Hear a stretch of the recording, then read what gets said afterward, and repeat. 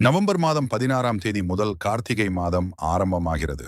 கிரகங்கள் மற்றும் நட்சத்திரங்களின் இயக்கத்தின் அடிப்படையில் இந்த மாதம் உங்களுக்கு எப்படி இருக்க போகுதுன்னு பாருங்கள்.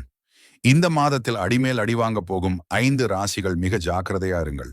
இதில் உங்கள் ராசியும் இருந்தால் கமெண்டில் சொல்லுங்கள்.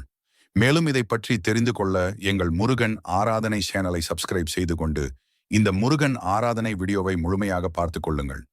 நவம்பர் மாதம் 16ஆம் தேதி முதல் மேஷம், மிதுனம், கடகம், சிம்மம், விருச்சிகம் இந்த 5 ராசியில் கார்த்திகையில் அடிமேல் அடிவாங்க போகிறார்கள்.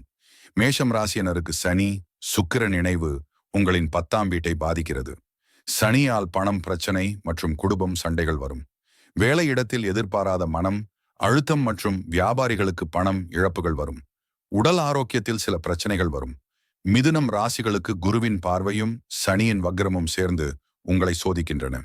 குருவின் தாக்கத்தால் சில சவால்களை முடிவு எடுக்க முடியாமல் வியாபாரம் தொழில்களில் அழுத்தங்கள் ஏற்படும்.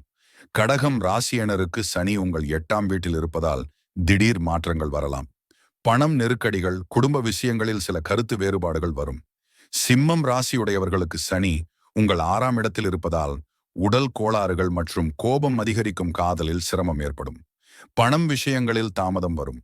விருச்சிகம் ராசியை சேர்ந்தவர்கள் சனி உங்கள் 4ஆம் இடத்தில் இருப்பதால் தொழில் வளர்ச்சி இருந்தாலும் மனம் அழுத்தம் ஏற்படும்.